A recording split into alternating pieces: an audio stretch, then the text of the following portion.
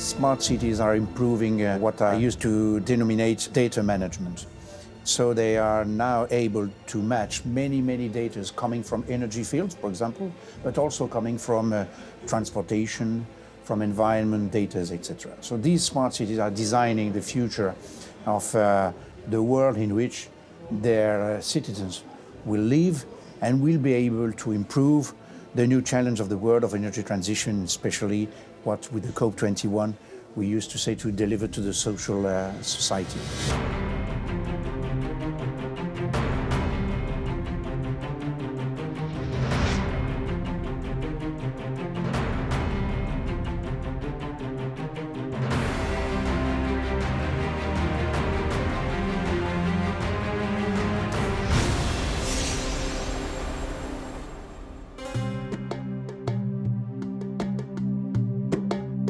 The drive in Dubai, in general, as a government, is to be very much sustainable in terms of energy.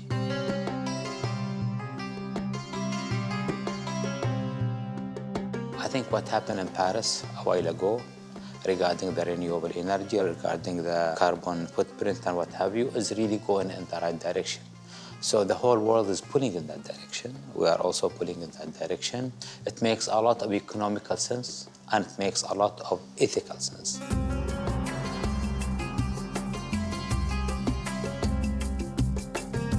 Dubai has been recognized as one of the smartest cities in the world, one of the most innovative, as well as a goal to be one of the most sustainable cities in the world by 2030. And it all comes from the strong leadership and the vision of the leadership.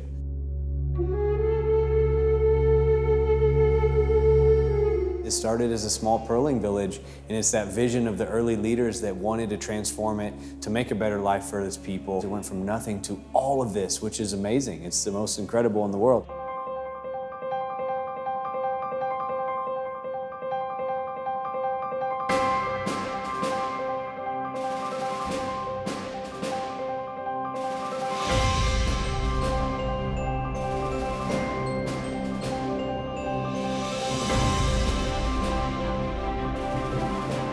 When His Highness Sheikh Mohammed announced that Dubai will become the smartest city in the world, I believe Dubai was already smart anyway. Dubai was built with long-term infrastructure in mind. I think His Highness's vision was about transforming from being a destination of smart to being happy for people that live in it forever.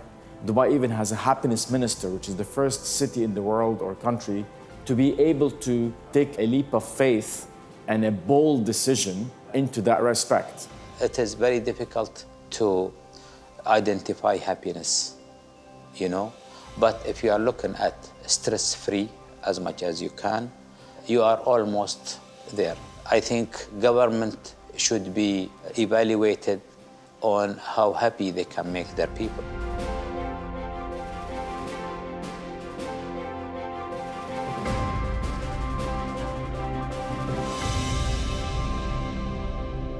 The sustainable city is a very small manifestation of what we can expect to see in the near future. We are looking into how cities can be much more efficient and bring down all the features that make up well-being in an urban environment under one roof. The planning started in 2010, and in 2014 construction began as well. The first thing we did is to orient all the villas to the north. In this part of the world, in Dubai specifically, you want to avoid the sun. Too much sun is going to bring up your air conditioning load and costs. And then we have LED lighting throughout, so all the homes and the city, the entire city is lit with LED lighting, which is now common practice. We have solar water heater on the rooftop. So when you put all of that together, we bring down our demand consumption by at least 40 to 50% compared to conventional villas in Dubai.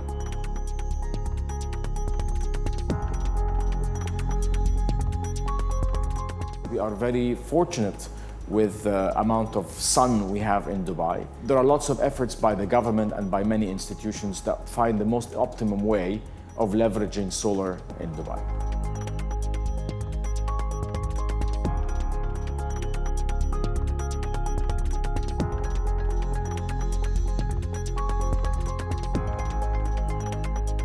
I think we have to go to the next level of solar energy, and this is to help people invent more efficient solar energy. I think it is attainable. It's only a matter of time.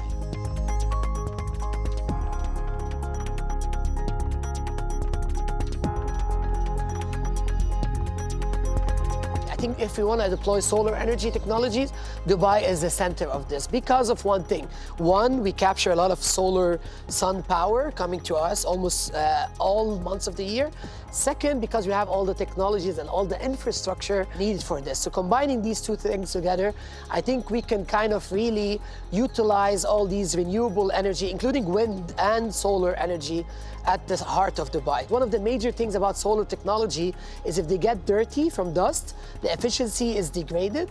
So using drone technology, we could do that in a blink of an eye. So we developed like about 10 or 20 drones that are able to fly autonomously to solar panels on the buildings and do automated cleaning, and then go back and charge themselves and go back again weekly or monthly patterns. And one of the technologies we currently worked on as well is smart rotating buildings that will allow the building to rotate to follow the sun and capture maximum solar power.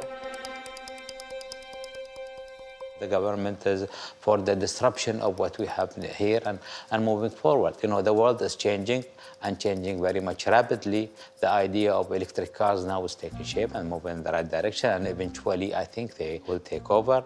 Drivers will eventually is not going to disappear, and you will have driverless cars, driverless drones, and people are going, it's going in that direction. It's progress, you cannot stop that, so might as well help in that direction.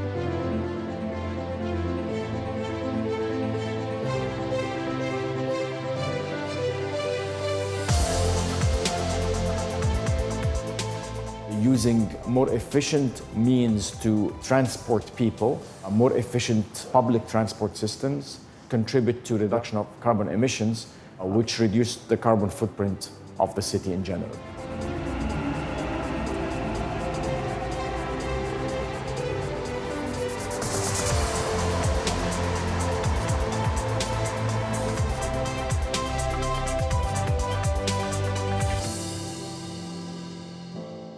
Dubai Silicon Oasis was established by His Highness Sheikh Mohammed bin Rashid Al Maktoum on the basis of becoming a technology park in order to become a smart test bed for the government of Dubai. Dubai, through the government directives, have initiated the Green Charger initiative through DEWA, and DSO was one of the first entities that have implemented the green chargers for electrical vehicles. The aim is to reach 200 charging stations by end of 2018.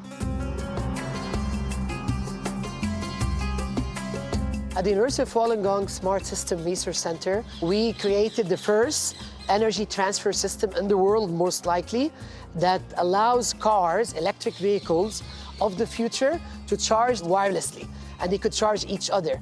And I think this research will allow people in the future not to worry about charging their cars anymore, hence they would use electric vehicles more.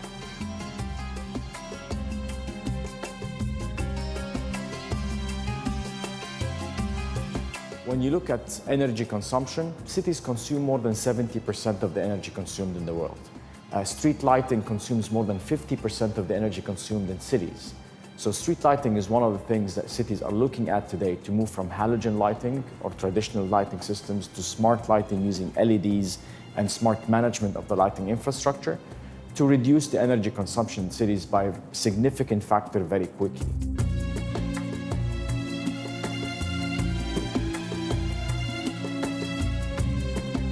Everything we are doing right now is trying to reduce the energy consumption with the solar energy or the electrical car, and the LED is exactly in line with that perspective, because the LED is saving a lot of energy on your electricity.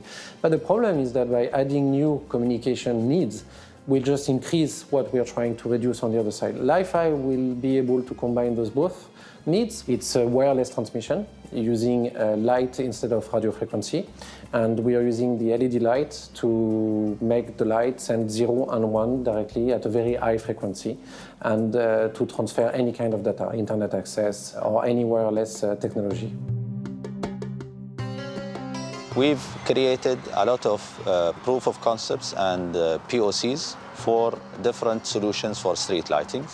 One of them to provide a street lighting that is sensors which will sense people moving and cars, and it will illuminate and decrease based on the movement. And also, we've provided a new street light that has many features, such as signages, Wi-Fi hotspot, and also an advertising management system that can relay in real time.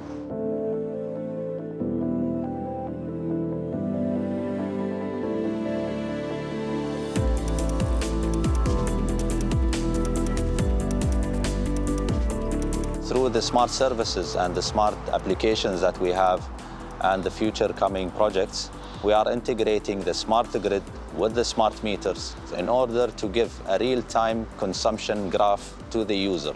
This will help them understand more when they are consuming more or less and how they can preserve with certain tips that will be broadcasted through the application. And also, it gives an opportunity to make also competition between two floors, two buildings. Taka Solutions specifically works with energy efficiency in buildings and homes to help owners, operators, managers to become more energy efficient, save energy, save money, save water, and reduce their carbon impact. Empowering the customer, the same as individuals, with transparent quality information on energy consumption, their impact, and how to save is paramount. The more information that they have at their fingertips, more easily understandable, the more they can do to act. And we feel that that is one of the most important things we can do for our customers.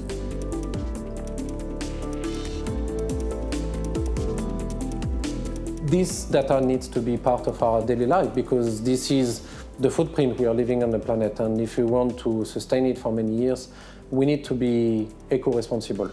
So providing information, not too much. We don't want to overload people with information. There is too much information out there, but just the right dose of information simplified. We believe this is how we can change behaviors. So this vision, I think people are getting smarter. Yes, cities are getting smarter. For cities to become smarter like Dubai, the people in it have to become smarter. And I think this is what's happening now. We are coming to an age where people understand that energy is being wasted. They understand that they could save money by utilizing more energy, and they also understand that they could save lives by utilizing energy. So combining these three together, we have a choice. I think we all have a choice. All we have to do is be more knowledgeable about the existing resources and technologies that are available to us in order to actually invest in our future. I think Dubai is already a model in a lot of areas. You see a lot of countries around us are actually following suit and going in that direction. It is the attitude, and it is the can-do attitude that will take us there.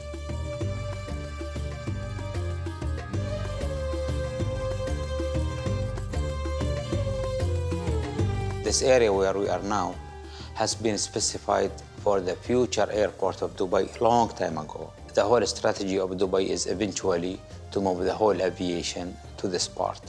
This is an airport city, 140 square kilometers. Being the center of it is one of the biggest airports in the world. And there is also a lot of commercial and residential areas as part of it. Dubai becomes a showcase for the rest of the world, and the world can also come and deploy technologies and practices in Dubai. We have an open door policy. We receive people and delegations every day to come, to learn, to critique, to provide comments and ideas. It has to be a two-way street. You have the flow of energy and you have the flow of knowledge. His Highness Sheikh Mohammed is always pushing us to share the knowledge and also be an example for others. There's too many platforms that can display this collaboration between cities, between individual companies, and even government entities. I think in the distant future, we're going to see this place be a leapfrog to all the other traditional innovation hubs in the world, Silicon Valley, US, Europe, Australia, where they kind of built the old world and Dubai can lead and be building the new world and applying it in real time because they don't have the political bureaucracy of other governments around the world, where with that vision from the top that set it with the plan, they want to do it, and then they have the ability to implement it in real time. And then you have a population that's ready and willing to do this and building this innovation in real time. Dubai is permanently evolving. Dubai is a city that is really future, but I think it will stay ahead of the game for many, many years. And every time they can find new ways to be able to surprise us, they will, because they have great mindset and they have great leadership in the countries to be able to make things evolve and adapt. And they have an ambition definitely to show to the rest of the world that the future can be now, actually.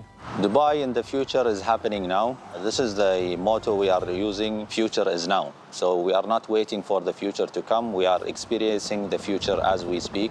We as researchers, R&Ds and developers, we are actually writing the future. We are working on technologies that will change the lives of the next generation. And this next generation is our children and the children of our children. And this is all focused on how can we make our planet cleaner, safer and more energy efficient.